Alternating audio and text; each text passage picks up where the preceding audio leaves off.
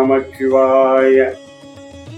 உங்கள் குருஜியினுடைய அன்பான வணக்கம். பெரும் ஜோதியாகிய விளங்கக்கூடிய சிவனை வணங்கி இந்த உலகில் தாவர சங்கமமாக வாழக்கூடிய அனைத்து உயிர்களையும் வணங்கி உங்களோடு ஒரு மகா வாக்கியத்தை இன்று பகிர்ந்து கொள்ள நான் வந்துள்ளேன்.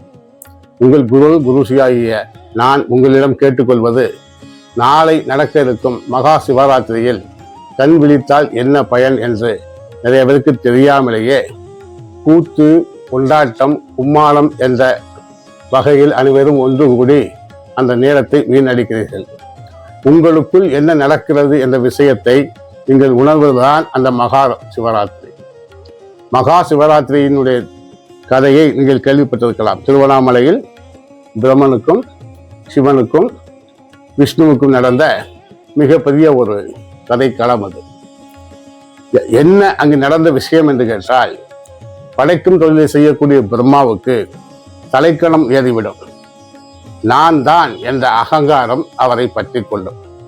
அந்த அகங்காரம் படைக்கும் தொழில் செய்யக்கூடிய பிரம்மாவுக்கு வந்தவுடன் திருமாலும் சிவமும் சேர்ந்து, அந்த அகங்காரம் மனிதனுக்கு இருக்கக்கூடாது, அது படைக்கும் கடவுளுக்கு வந்துவிட்டால் இந்த புவனம் அழிந்துவிடும் என்ற ஒரே காரணத்தினால்தான் அந்த அகங்காரத்தையும் மமகாரத்தையும் அடக்குவதற்காக வந்ததுதான் ஆதியும் அந்தமும் இல்லாத அருட்பெரும் ஜோதியை காணக்கூடிய அந்த கதைக்களம். அந்த கதைக்களத்தில் திருமால் மிக அழகாக 4வது அவதாரமாகிய பன்றி அவதாரம் எடுத்து பூமியை தோன்றி காலை தொட்டவுடன் தலையை காணக்கூடிய அந்த பேராற்றலை நமக்கு விளக்குவார். தலைக்கணம் வணங்கும் போது காணாமல் போய்விடும். இந்த உண்மையை விளக்குவதற்காகத்தான் அங்கு நடந்த அந்த கதை.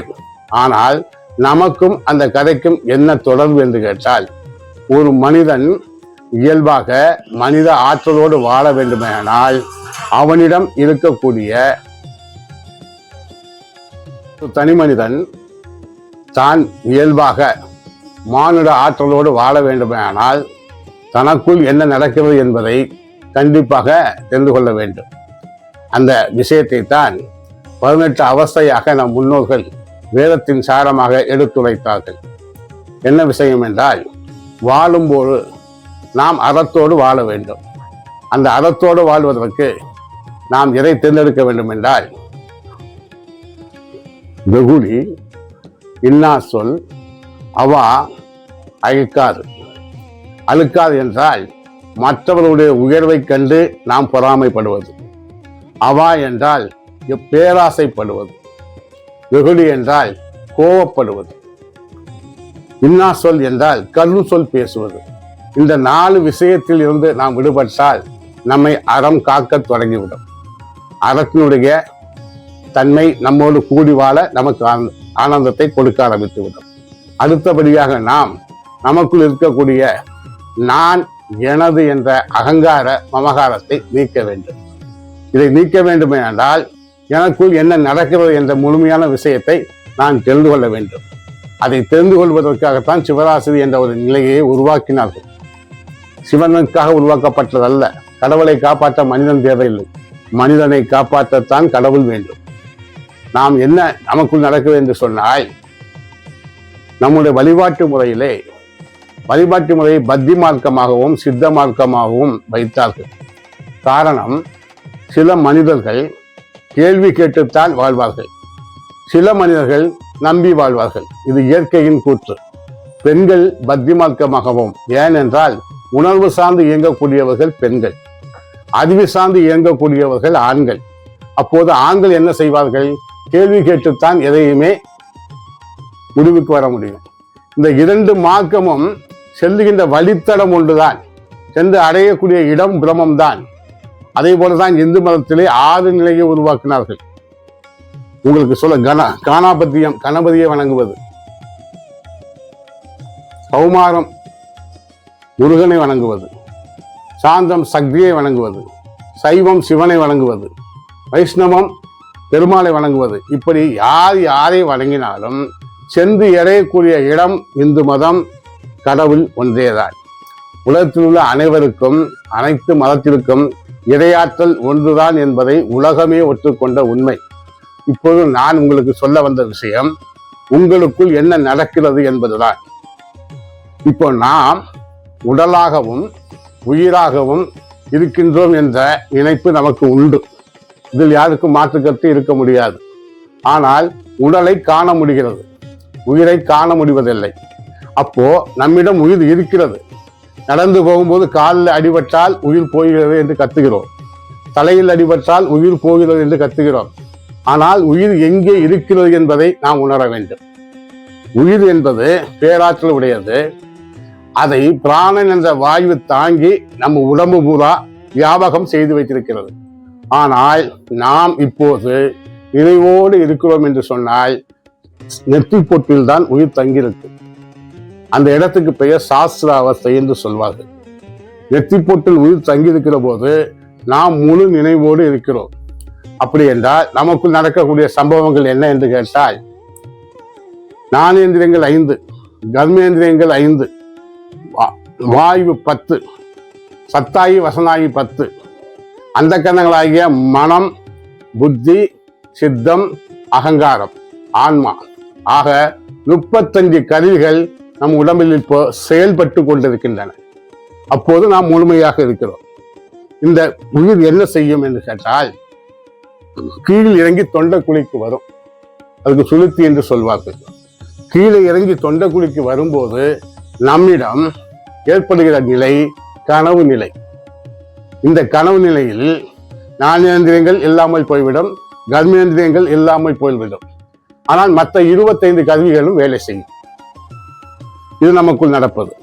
அடுத்து தொண்டைக்குழியில் இருக்கக்கூடிய உயிர் நடு நெஞ்சுக்கு வரும். அந்த இடத்திலே மத்தியமே அவஸ்தை என்று சொல்வார்கள்.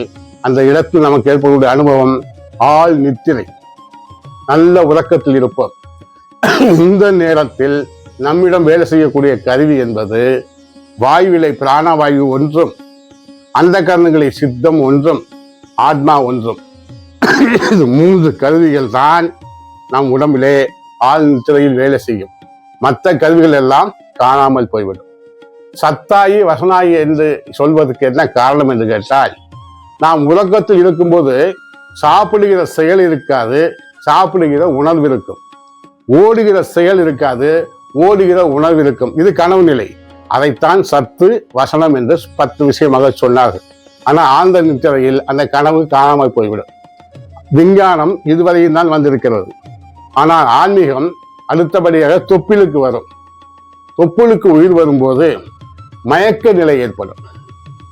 தண்ணியில் விழுந்தவனை தூக்கி வந்து அவனிடம் சில வேலைகளை செய்து அவன் உயிர் பற்றி எழும்போது எனக்கு என்ன நடந்தது என்று அவன் கேட்பான். காரணம், அங்கு சித்தம் இல்லாமல் போய்விடும். ஆழ்ந்த உறக்கத்தில் இருக்கிற போது தூங்கினவன் நல்ல உறக்கம் என்று நினைப்பான். ஏன் காரணம், சித்தம் இருந்தது, பதிவு இருந்தது. ஆனால் தொப்புளுக்கு வரும்போது மயக்க நிலையிலே பிராணனும் உயிரும் மட்டும்தான் இருக்கும். அடுத்தபடியாக இந்த நிலையில் இருந்த உயிரும் பிராணனும், உயிர் மூலாதாரத்துக்கு சென்றும் நெற்றிப்பொட்டில் பிராணனும் பிரிந்து உங்களுக்கு தூக்குமை ஆக மாறிவிடும். தூக்குமை என்றால் ஒடுங்கிவிடும். இந்த நிலையில்தான் பிரம்ம நிலை என்று சொல்வது. இந்த 5 அவஸ்தை என்றால் அனுபவம் நமக்குள் ஏற்படுகிறது. இந்த 5 அனுபவத்துக்கும் கீழா அனுபவம் என்று பெயர், கீழா அவஸ்தை என்று சொல்வார்கள். அடுத்தபடியாக நாம் நினைவோடு இருக்கும் போதே திடீரென்று கனவு வரும், திடீரென்று உறக்கம் வரும், திடீரென்று பிரம்மம் வரும், திடீரென்று மயக்க வரும். இந்த நிலையெல்லாம் நாம் நெற்றி பொட்டில் நினைவோடு இருக்கும் போதே ஏற்படும். அதற்கு காரணம் மத்தியம அவஸ்தை.